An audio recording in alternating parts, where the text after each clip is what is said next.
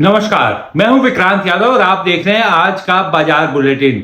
उम्मीद यही कि आप सभी के लिए होली बेहद सुरक्षित रही होगी और आपने बेहद सुरक्षित तरीके से होली खेली भी होगी।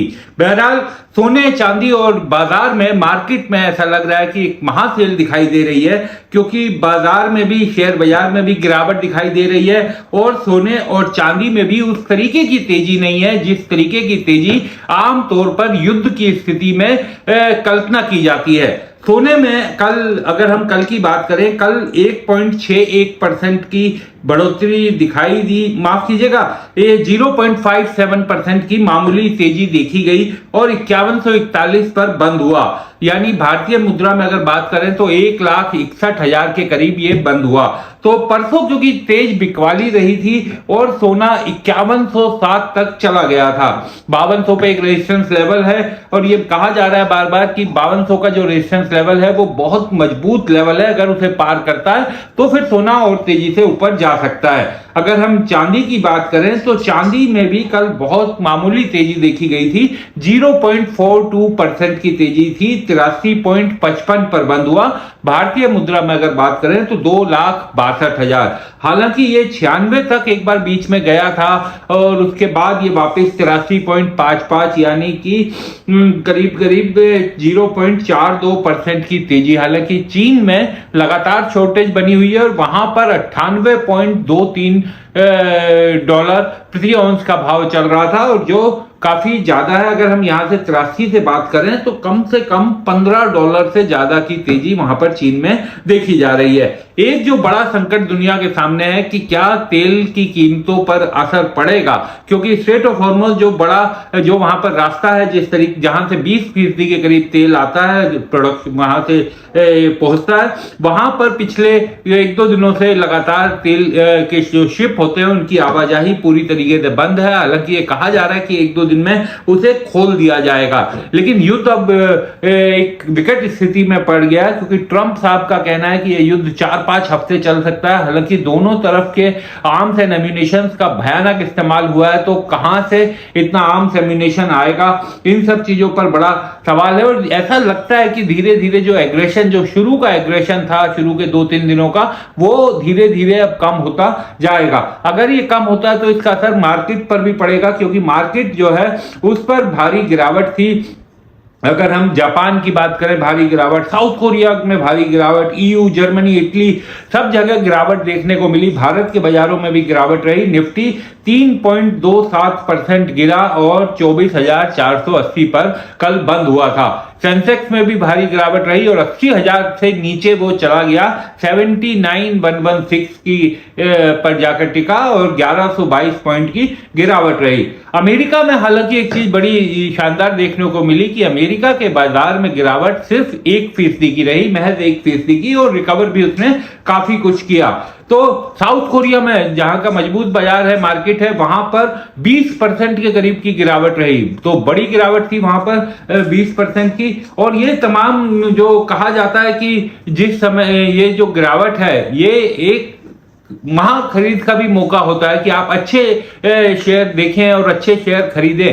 सस्ते दाम पर आपको इस समय मिल जाता है। लेकिन होता क्या है कि एक ऐसा फैक्टर देखा गया है कि जब सस्ते होती है, जब दाम कम होते हैं, तब आदमी डर के कारण उसे बेच देता है कि और नीचे ना गिर जाए, और जब महंगे होते हैं तब आदमी खरीदता है। ये जो एक मेंटलिटी है, ये कई बार आपके इन्वेस्टमेंट में आड़े आती है। हालांकि इस समय बहुत वोलेटाइल स्थिति है, बहुत सोच समझकर आप निवेश करें, अपने सेबी रजिस्टर्ड एनालिस्ट से बात करके निवेश करें, क्योंकि इतनी वोलेटाइल स्थिति में आप किसी भी तरह का निवेश, आपका जोखिम का तो हो ही सकता है, तो उस जोखिम को बचने के लिए आप सही सलाह लें, अपने सेबी रजिस्टर्ड एनालिस्ट से जरूर बात करें। पैसा आपका है तो निवेश आपका है, तो नफा और नुकसान भी आपका ही होगा। इसलिए किसी तरह की जल्दबाजी में, किसी तरह के लालच में ना फंसें और सोशल मीडिया पर चल रही भ्रामक खबरों से भी बचें।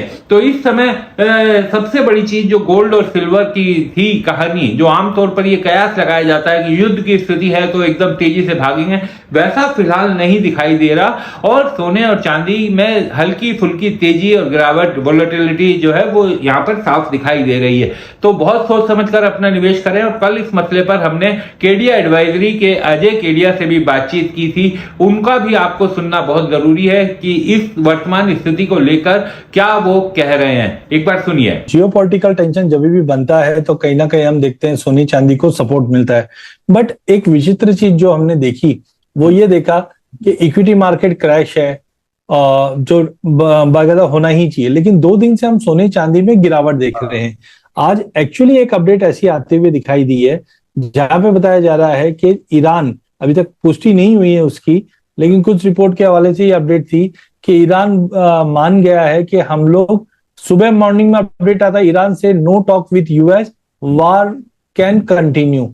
और करीबन 3:45 पे एक अपडेट ये आता है, Iran operative made offer to discuss the term for ending war. ये न्यूयॉर्क टाइम्स के हवाले से ये अपडेट आया था। उसके बाद हमने देखा कच्चे तेल में एक बड़ा फॉल आया, जबकि हालांकि अभी भी सोना चांदी पॉजिटिव है। तो अगला 48 घंटा बहुत ही इंपॉर्टेंट होने वाला है, बिकॉज क्योंकि वॉर अगर खत्म होती है तो इसका इम्पैक्ट सोने चांदी पे और कच्चे तेल पे पड़ेगा, और अगर वॉर एक्सटेंड होती है तो उसका इम्पैक्ट पड़ेगा। क्योंकि कल एक अपडेट ऐसा आ रहा था कि न्यूक्लियर साइट्स पे इन्होंने हमला किया है और न्यूक्लियर लीक हो गया है, ऐसा कुछ अपडेट आ रहा था। उसी को देखते हुए आज कच्चा तेल अगर मैं देखूं तो सुबह 7150 M6 पे दिखाने के बाद इस वक्त नेगेटिव ½ % की गिरावट दिखा रहा है। तो कच्चा तेल टूटेगा कब? जब टेंशन कम होंगे। तो मुझे लगता है कुछ बड़ा होने वाला है अगले 48 घंटे में। अगर ऐसा कुछ होता है तो उसका इम्पैक्ट सोने चांदी पे भी पड़ेगा।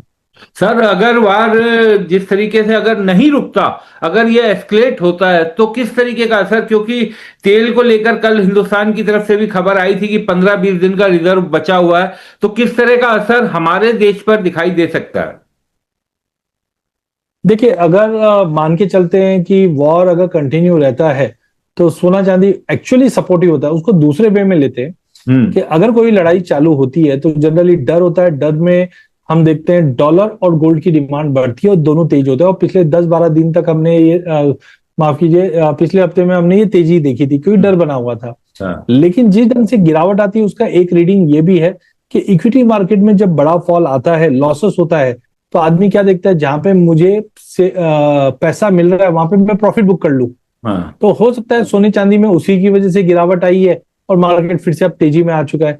लेकिन अब तक कोई क्लैरिटी नहीं, क्योंकि IAEA का एक अपडेट आया जहां पे nuclear power plant in UAE and research centre Jordan में हमने देखा कि कंटिन्यू नॉर्मल ट्रेड कर रहे हैं। तो ये अभी अपडेट्स के ऊपर है, बट जनरली देखते हैं यस जियोपॉलिटिकल टेंशन है तो कहीं ना कहीं सोने चांदी को सपोर्ट मिलना चाहिए। तो अगर सीज फायर नहीं भी होती और लंबा चलता है तो सोना चांदी और कच्चा तेल इसलिए इंपॉर्टेंट हो रहा है कि दुनिया का 20% कच्चा तेल स्ट्रेट ऑफ हॉर्मुज से गुजरता है।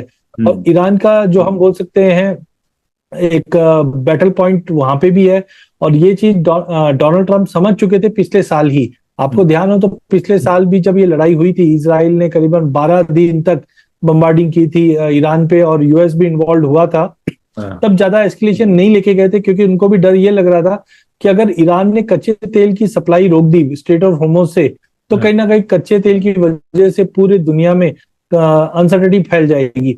बट वैसा हुआ नहीं। बट अब यूएस के पास वेनेजुला का ऑयल भी है, तो आई थिंक उसी की वजह से इस बार ये एक्शन लिया गया है। और लेट्स सी अगर ये कंटिन्यू होता है तो कच्चा तेल और सोना चांदी दोनों में हम तेजी देखेंगे। सर, डॉलर इंडेक्स भी हाईएस्ट पर पहुंच गया 99.3, तो इसका ये भी इसी युद्ध के कारण ही ये सब होता हुआ दिखाई दे रहा है। बिल्कुल, देखिए आप ये देखिए, अगर आपके घर में सपोज आग लग जाती है जी, तो आदमी क्या देखता है, या हमने कोविड का समय देखा या डिमोनेटाइजेशन का समय देखा, तो कोई भी इमरजेंसी होता है तो आदमी घर से बाहर निकलता है तो अपना पर्स लेके जरूर जाता है। क्योंकि कोई भी पैसे की जरूरत पड़ जाए तो होना चाहिए, मेडिकल इमरजेंसी है, कोई भी इमरजेंसी है। सिमिलरली आज हम इमरजेंसी देख रहे हैं, एक युद्ध वाली इमरजेंसी बनी हुई है। अब इसके अंदर पूरी इकोनॉमी को चलाने के लिए कच्चा तेल चाहिए। अब कच्चा तेल खरीदने के लिए क्या चाहिए? कच्चा तेल खरीदने के लिए हमें डॉलर चाहिए। इसके लिए आप देख रहे हो कि जैसे जैसे कच्चा तेल बढ़ रहा है डॉलर में भी तेजी आ रही। दूसरा, अनसर्टेनिटी के समय में डॉलर और गोल्ड ऐसी दो करेंसी बोलूंगा, गोल्ड को भी मैं करेंसी का रूप ले रहा हूं, तो डॉलर और गोल्ड ऐसी करेंसी है कि आप ये आपके पास लेकर आप चाहे जापान चले जाओ, चाहे मैक्सिको चले जाओ, चाहे श्रीलंका चले जाओ या नेपाल चले जाओ, डॉलर भी चलेगा और गोल्ड भी चलेगा। इसलिए जब भी ऐसी अनसर्टेनिटी होती है तो डॉलर और गोल्ड दोनों में तेजी बनती, इसलिए डॉलर में हमने ये रिकवरी देखी।